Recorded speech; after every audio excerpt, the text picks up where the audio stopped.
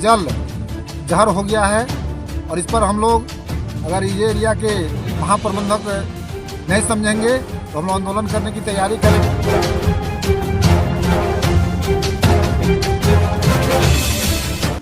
कुलांचल में आउटसोर्सिंग के द्वारा किए जा रहे ओबी डैम के प्रदूषण से भौरा का जहाजताड़ दामोदर घाट और सुदामडी सूर्य मंदिर घाट पूरी तरीके से प्रदूषित हो रहा है, जिससे आने वाले दिनों में झरिया सहित आसपास के क्षेत्रों में जल संकट गहरा सकता है। दामोदर नदी ही झरिया और आसपास के लाखों की आबादी के प्यास बुझाने का एकमात्र सहारा है। कोयलरी क्षेत्र होने के कारण इस इलाके में बोरिंग की इजाजत नहीं है और कम गहराई में कुआं के पानी भी नहीं आता। ऐसे में नदी का पानी ही एकमात्र सहारा है। ऐसे में अगर जल बढ़ते प्रदूषण को नियंत्रित नहीं किया गया तो वो दिन दूर नहीं जब झरिया व आसपास की जनता को पीने का पानी के लिए तरसना पड़ेगा। यही नहीं, इस इलाके में प्रदूषण का यह आलम है कि यहाँ के पेड़ पौधे के पत्ते भी काले हो चुके हैं। इनके ऊपर ओबे की काली मिट्टी की परत जम चुकी है, जिसके कारण यहाँ की हरियाली भी खत्म होने के कगार पर है।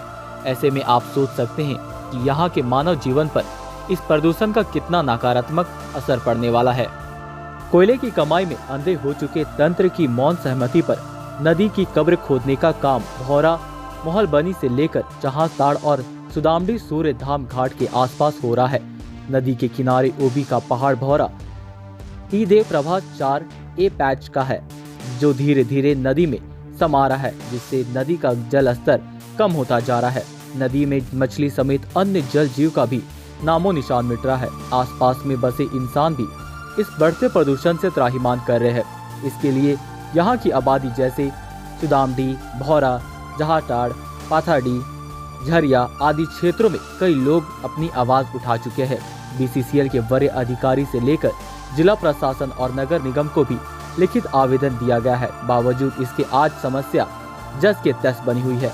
दामोदर नदी बचाओ मुहिम के प्रेरणा स्रोत रहे विधायक सरयू राय भी नदी में प्रदूषण फैलाने की लड़ाई पर कमर कस चुके थे, लेकिन उनके मुहिम को यहाँ के आउटसोर्सिंग कंपनी भी अब खुले में चुनौती दे रही है। ऐसे में अब कौन आगे आएगा, इस नदी की हिफाजत करेगा? सवाल कुलांचल के रहने वाले हर व्यक्ति से है। बता दें कि दामोदर नदी भारत की एक प्रमुख नदी है, जो झारखंड और पश्चिम बंगाल राज्य से होकर गुजरती है। यह नदी झारखंड की बड़ी नदी में शुमार है। यह नदी लगभग 592 किलोमीटर लंबी है और इसका जलगाह क्षेत्र लगभग 24,000 किलोमीटर का है। लेकिन अब इस दामोदर नदी का अस्तित्व कुलांचल में रह रहे आउटसोर्सिंग के ओबी डैम के कारण खतरे में है। आउटसोर्सिंग के ओबी डैम के निकलने वाले कचरे और प्रदूषण तत्व दामोदर नदी में मिल रहे हैं, जिससे नदी का जल पूरी तरीके से प्रदूषित हो रहा है। इसके आसपास के क्षेत्रों में रहने वाले लोगों को स्वास्थ्य का बहुत बड़ा खतरा मंडरा रहा है।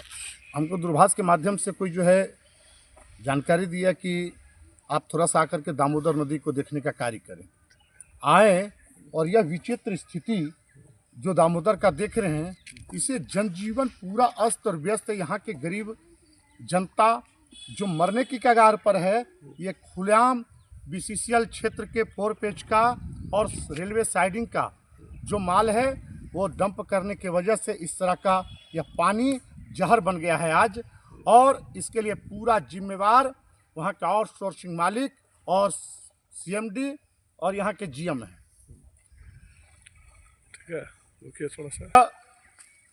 पूरे धनबाद जिला में यह दामोदर नदी सबसे बड़ा नदी है, इसी का पानी लोग यूज करते हैं। इधर तो अभी जो चासनाला क्षेत्र है, यहाँ से आगे सिंदरी, डोमगढ़, सिरसाकोड़ी, बलियापुर तक सभी लोग हजारों हजार गांव के लोग यह पानी पीते हैं और इसी से जनजीवन चलता है। लेकिन यह जिस प्रकार से BCCL प्रबंधक के द्वारा आउटसोर्सिंग के द्वारा यह सिर्फ कमीशन खोरी कर करके यह दामोदर के नदी को बर्बाद करने का कार्य किया जा रहा है।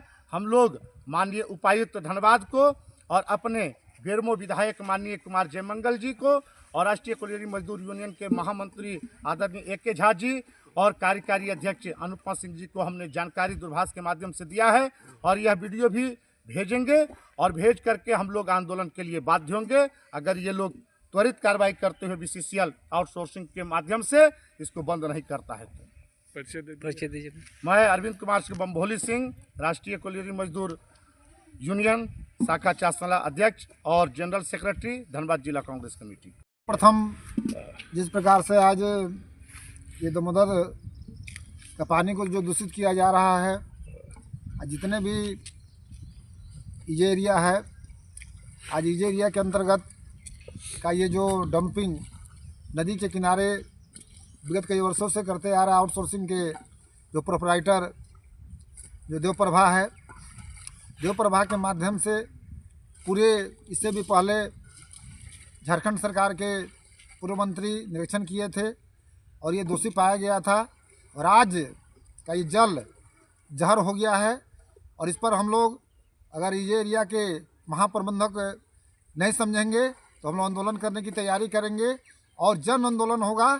और इसके माध्यम से जल को जो हम लोग का जीवन है, जल एक मिशन है और जो सेंट्रल गवर्नमेंट चाहे स्टेट गवर्नमेंट का सारा नियम कानून यहाँ पर ध्वस्त हो रहा है। और आज बीसीसीएल प्रबंधन पर आज सीएमडी महोदय से हम मांग करते हैं कि सर्वप्रथम वहाँ के अधिकारी के पर कार्रवाई किया जाए और जल को शुद्ध किया जाए।